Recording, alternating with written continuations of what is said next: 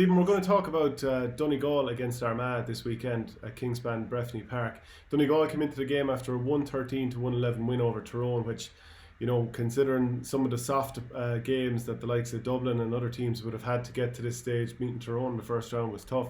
Armagh saw off Derry in the last round, 17 points to 15, putting up a decent scoreline there. What's the first thing that comes to mind when you're thinking of this particular matchup? And obviously Donegal will go in as favourites.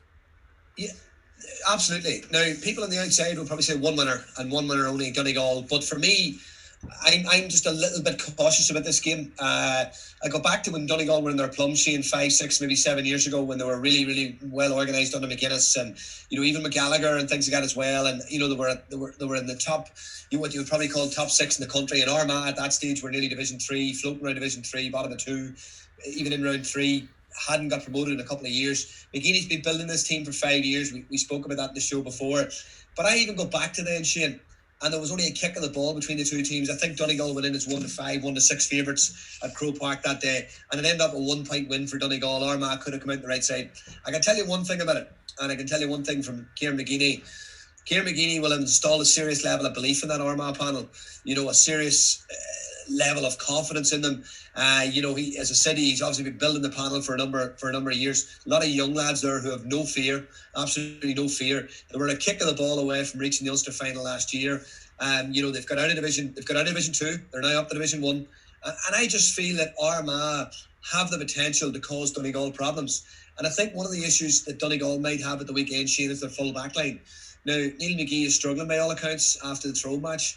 If McGee is out, it's a massive loss to them, because Donegal's, well, I suppose Armagh's energy line is their forward line. That's their strength. That's where they seem to be, really, really excelling in at the moment. They've got a lot of really, really good footballers in there. A lot of really good options from scoring point of view. The likes of Jamie Clarke, the O'Neills. You've got even the likes of Poacher at centre half back. Like, their scores can come from everywhere. Stephen Campbell, Stephen Campbell over the last couple of years has really matured as a footballer. I could be wrong here, but I think Stephen's actually captain the team this year. So it shows the level of maturity and trust that McGee now has in him. And the same person maybe a couple of years ago would have been in and out of the team. So I just think Donegal need to be very cautious coming into this game. Massive hurdle to get over Tyrone, a huge hurdle to get over Tyrone, but they're out of Ballybuffet now. They're out of Ballybuffet now. Ballybuffet suited them a little bit more with their physicality and strength, so I proceed with caution on this one. If you're to look at the options that Declan Bonner has for the Donegal team, assuming that Neil McGee doesn't make it through, he brought on Owen McHugh, albeit for Jack McKelvey in a different part of the field the last day. Andrew McLean came on when McGee went off at half time. Paddy McGrath, he came on later in the game for Paul Brennan. Who do you think would be more likely to come in and mark the likes of Jamie Clarke, Rian O'Neill, Stephen Campbell, Rory Grugan, the lads that you've talked about? Well, it's a bad week weather-wise, Shane. It's a bad week weather-wise. Omagh is not a field that takes the rain very, very well. It could be a sticky, heavy pitch on Sunday, I think the game is. But if it is that situation, I would be going with experience, and I'd be going with Paddy McGrath. Paddy McGrath, for me, was one of the best cornerbacks in the country, a number of years ago, along with, McGee, obviously, and Frank McLean as well, if you think back that Donegal team that were in the plum. But McGrath's got experience. If they lose McGee, McGrath can go in there and fill a hole. Obviously, maybe not from a height perspective, but the way Armagh play football, Armagh do like to play fast football. I think Paddy McGrath might actually be a doubt for this one. I think Declan Bonner was kind of ruling him out. So, yeah, he might actually have to do without him. But actually, just to jump on to another point, and another player that put his hand up in the last game was Oisin Gallen. Do you think there's any hope that he might go in? Like, there's so many lads stepping up, like Kieran Thompson and Michael Langan. Yeah, listen, Oisin Gallen's a wonderful footballer, and he's got great athleticism, Shane. He's got great energy, he's got great legs. He kicked a brilliant score late on in the Tyrone game, and and that's the thing about Donegal now. There's a number of young lads there, Shane, that have come through the last couple of years, and they've Donegal, Jim McGuinness, for all the people that criticise what style of football and what Jim done was, but what Jim done more than anything for Donegal, Shane, was he raised massive standards within the county, both on the field and off the field. Their development squads took a complete overhaul. Declan Bonner's been involved in development squads for as long as I can remember, because I remember coming up against him with down under 17s a long time ago, and I remember just thinking back to myself thinking, like, Donegal have got some really good personnel involved in their development squads now. The strength conditioning's vibrant. department. There's a lot of money that was raised around that time that obviously was fired back into the development of the county. And he also gave them that great belief, and that changed the whole mindset surrounding Donegal football. It was nearly that party type atmosphere around the town, and you play in the championship and you lose and you go for a few pints, and that whole mentality changed, Shane, all of a sudden, to say, like, we are a top side, we're a top county, and we should be down at the top table. And I did go back, Shane, to the very start when we were doing these preview shows way back at the start of the National League, and I did say back then that Donegal were a team that could possibly topple Dublin this year. They were a team that winter football might suit them, because Donegal club football traditionally is played in shocking conditions.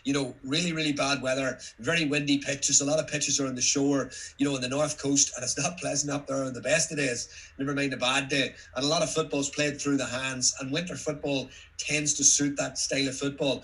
And the last day against Tyrone will have given them great confidence and great belief. But Armagh's, I think the only chance that Armagh have, for me, is if they start the game really, really well. If Armagh can get a foothold in the game early, Shane, I think they might struggle around the middle, because Donegal do have the physical presence of Michael Murphy, obviously, in around the middle of the field.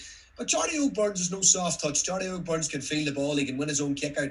He can win his own ball. For the size of the lad, deceptively, he might not look the biggest of footballers, but I tell you this now, that young lad can pluck a ball. And I just think if Armagh can start well, get early ball into their full forward line really, really early, test Donegal, don't let them get their numbers back, don't let them get their system in place, attack their kick out. You never know. Is there any part of you that wonders if a Division 2 team, which is Armagh, who have gotten promoted, that they might be off the level of a Division 1 side? We saw what happened with Roscommon against the Mayo team, that, in previous years, Mayo knew there was a back door and they were probably targeting All-Ireland, whereas now, when it's knockout, Mayo fairly wiped the floor at Roscommon in an awful lot of areas. So is there any concern here that Armagh, against the Donegal team that knows that there's no back door, might get wiped away? Yeah, well, I think the good thing for Donegal is, Shane, that they've had a 2-week break now. They've had a 2-week break. Donegal have had that 2 weeks just to sort of reset, refocus. If it had been a week, you might have been asking some questions, maybe would they been still living off the Tyrone performance. But the fact that, Shane, it was 2 weeks, it's given them a great opportunity just to click the reset button, get themselves back on the feet on the ground, fully focused. But at the same time, Shane, and this is the thing, I suppose, about Ulster football, people laugh from the outside in about Ulster, and sometimes it's labelled attritional, and it's labelled sort of boring and etc. But for me, it's interesting. It's very competitive. You look at Antrim going to Cavan at the weekend. Nobody gave them a sniff of getting anything out of the game. But yet Antrim went really well organised. Kept the ball for long periods of time, probed, poked, and at the same time in the second half, Padraig Gallagher, probably the wrong man at that stage, going through with the ball. A defender, a cornerback by trade, 2 men off him, one on the left, one on the right. That ball had been in the net. Who's not to say that Antrim wouldn't be playing down this weekend, and that's a Division 4 team against a Division 2 team. And I just think in Ulster, there is a mindset of, there's no fear. Nobody really fears anybody. And I'd say in the last 10 years, every team in Ulster have been to the provincial final.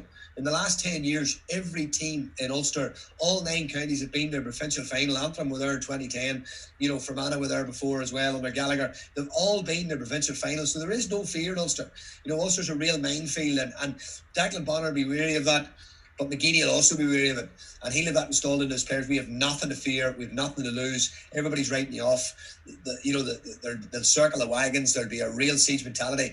The one interesting thing that I noticed, though, Shane, just from a what I would probably call a cynical point of view, in the Donegal-Tyrone game, Donegal are very, very shrewd at the dark arts. They're very shrewd putting goalkeepers under pressure. They're very shrewd putting referees under pressure. There's a lot of vocal calls from the line. There's a lot of talking on the pitch. And that's something that's maybe going to play in the heads of the officials this weekend, that they'll need strong officials, because I just felt at times, and I said this to the father-in-law, we're sitting watching the match, like, a lot of on the edge stuff, which listen, the best teams do it, and they do it really well, and hats off to them.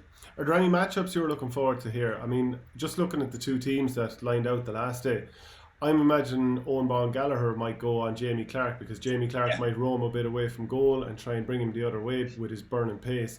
And then Stephen McManaman, who I think is an excellent forward, and probably doesn't get the recognition he deserves across the country, matching up maybe with Rian O'Neill, and that could be another good battle, especially if Neil McGee can't make the game. So is there anything that you're looking forward to seeing? Well, I'm looking forward to seeing what Armagh do with Ryan McHugh. And traditionally Armagh He was have always quiet played against sort of Tyrone as well, wasn't he? He was quiet against Tyrone, relatively speaking. He was quiet against Tyrone, and I think Tyrone had targeted him. Obviously, I'd said it in the show in the lead up to the week, that he would have been a man who they would have targeted and tried to match up with. And in the first half, Tyrone got a lot of their matchups right that day. It'll be interesting to see who goes on to Michael Murphy. It'll be interesting to see who matches up on Murphy, but it'll be also interesting to see who matches up on McHugh. Armagh in the past have played sort of industrious type wing forwards, the likes of Jamar Hall, last year, who isn't seeing much game time this year. And I'm wondering to myself, will McGeady maybe sacrifice a forward for a more defensive type thinking wing forward who can maybe track McHugh's runs, or go on the flip side and may play an offensive-based player to give McHugh something to think about, because, listen, McGeady has obviously been building this team for 5 years, Shane, as we said. He has a clear philosophy in how he wants the game that he played. He likes Armagh to play football on the front foot. He likes them to be open. He likes them to play attractive football. So it will be very interesting, but there's some key matchups. Old Man Gallagher and Jamie Clarke is a very interesting one. Old Man Gallagher will go that way. He'll give Jamie Clarke something to think about in the back foot as well, because the way the modern game is now, Shane, that when you win the ball, everybody's to be forward thinking, and when you lose the ball, everybody's to be thinking about defending as well. And I spoke with Stevie McDonald in the lead up to this game. I spoke with him last week, and he was talking about that they've been in the doldrums long enough, 12 years since they were in an Ulster final. Do you think this Armagh team believes it's good enough to get there? I think they do. And I think this year's promotion will have given them serious confidence, Shane. Serious confidence to kick on. They went to Derry. They've got the monkey off their back of winning a game in Ulster. Obviously they got that off their back last year. They went to a replay against Cavan. I felt they should have beaten Cavan in the first game last year. So they'll have looked at it and they'll think to themselves, well, put it like this: if Armagh get over Donegal on Sunday, the hunger and the thirst for an Ulster title will be just beyond belief, because they'll be looking at the other half of the draw thinking, look, they've got a serious chance and a serious opportunity. My one concern for them, Shane, is that at this stage of the campaign, semi-finals, finals, at any stage really, there needs to be an element of managing the game. There needs to be an element of where you have to be shrewd, you have to be cute, and sometimes I just think they're nearly too honest and they're too open in the way they play at times. And I just think that if they've learned their lesson in the past, if they can manage the game, if they can ride the storm that Donegal will throw them at different stages of the game, then I think they've got a chance. I think they've got a real chance. But the fact that it's an Ulster, it's an Ulster tie, the fact that it's going to be played in Omagh, it's going to be probably going to be a wild night on Saturday. But the looks of the weather forecast coming in this week, it's going to give a wild and wet and windy weekend. So, you never know. I think it's actually on in Cavan, but that's a wide open pitch too. Is it Bradley? Yeah. Sorry, apologies. Yeah. Apologies.